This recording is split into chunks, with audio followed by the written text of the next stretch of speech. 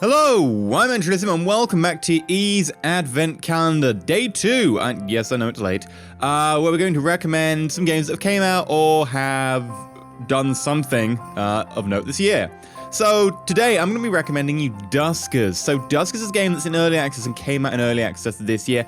It's not out released, so bear that in mind. I will be trying to analyze it like a finished product mostly, with the caveat that, you know, it may be changing later, so just bear that in mind. And it's a game that currently costs like 15 quid or your regional equivalent on Steam. So Duskers is I guess you'd call it a survival strategy game, where you are a drone operator who is trapped in a spaceship with minimal supplies, and you come across wrecks, and you send your drones into the wrecks, and via using like a command line terminal, you give them orders.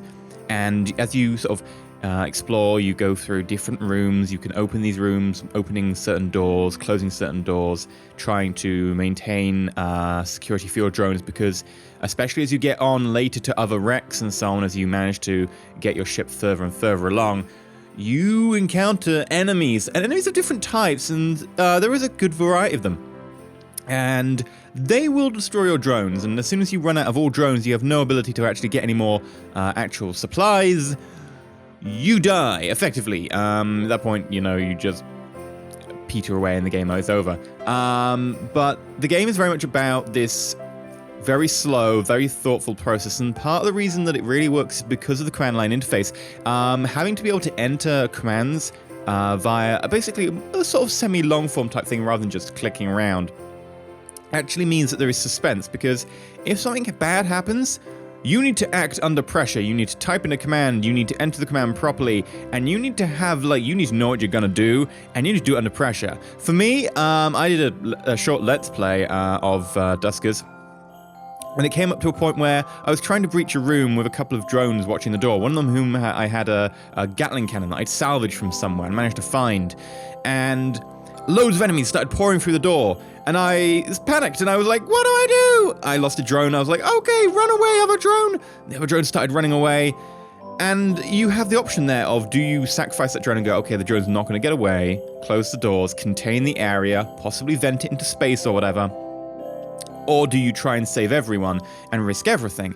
And that is the cool thing that just happens from this game, is you start having to think about the risks under pressure, and, you know, sometimes under great pressure as those sort of times. But there's other events like, because these wrecks you're going on are really old, as soon as you get on board, they have events like decompression, where randomly an airlock will just start decompressing, and it may be the airlock you were planning to escape from afterwards. You send your drones in and you're like, right, I will send my drones in, they'll hit these rooms, bam, bam, bam, and then they will escape through this airlock. And you may be heading back to the airlock, and suddenly that airlock starts to depressurize, radiation starts flooding in. Okay, we need an alternate extraction point. The alternate extraction point might be the other side of the entire hulk. You haven't cleared it out. You're going to have to start thinking about it, and you maybe have to work under pressure. Another event I've definitely seen is a meteor strike inbound. Now, the meteor strike doesn't necessarily hit. It doesn't necessarily hit the room that it says it's going to hit. It's just a projected outcome.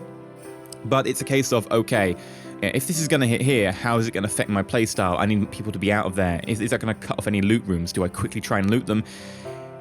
And the way it works is there is an element of RNG, but the element of RNG is fairly small, and the way it forecasts it and tells you about it means that the RNG isn't such a massive impact in a game which is about survival, about strategy, and that really works. As soon as you start introducing large elements of RNG into strategy games, you have problems because you can't adequately plan ahead for them.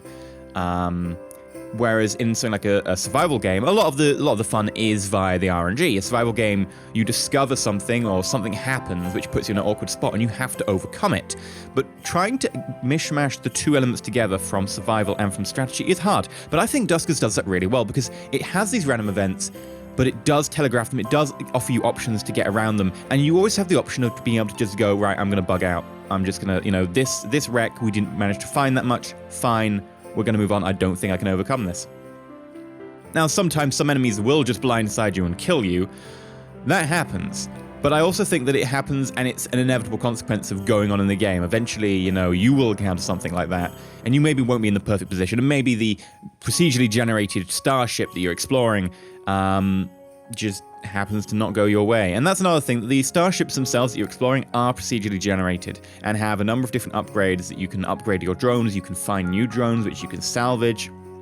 And it's a lot about managing your drones in addition to being able to use the layout of the terrain and trying to figure out, right, how best do I do this? What is minimizing my risk? If I have to open an airlock door, is there going to be something on the other side? As soon as I get in, right, which doors can I open? Which doors can I check?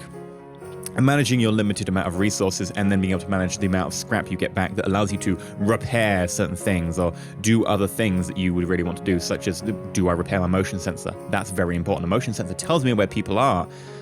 Do I need that? Or can I hold out a little bit longer? And as you hold out on some of the things like motion sensors, as your usage of them goes up, they start to degrade. They start to have failures. So you might use a motion sensor and it might just break.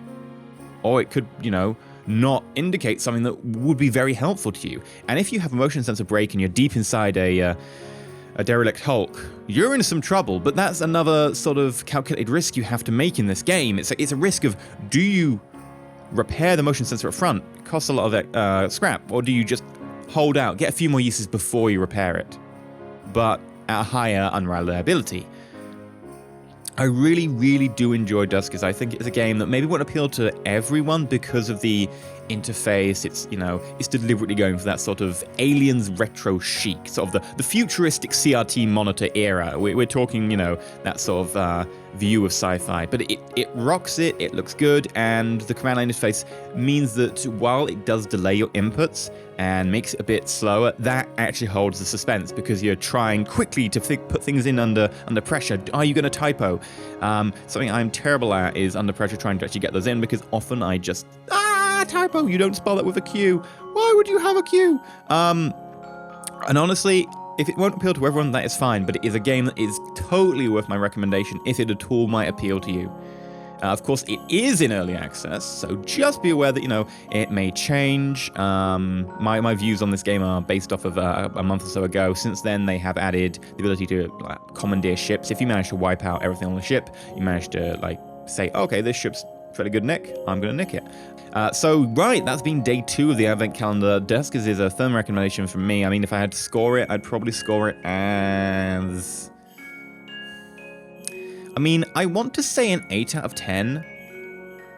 I think this game, honestly, it's early access, so this is a potential score. I'd potentially score it maybe a 9 out of 10 if it continues on the path it's going down. So, I really do like this game. I thoroughly recommend it. It's a thinky game at the same time as being a tense game, and it's very hard to get both, because in a game where you can just sit back and relax a lot of the time, because you can think about things, it's hard to keep the suspense up, but at the same time, this game manages to do it, and that is a great combination. Sorry this Advent Calendar day is late, and we're trying to continue these as we go on, and definitely see what people's feedback is. And of course, if you want me to play more Duskers on the channel, do let me know down below, especially the same for any game in this Advent Calendar series, because I actually really do enjoy Duskers. But until next time, I've been EnterElysium. If you have liked, like, not subscribed, please consider subscribing, and until next time, stay shiny.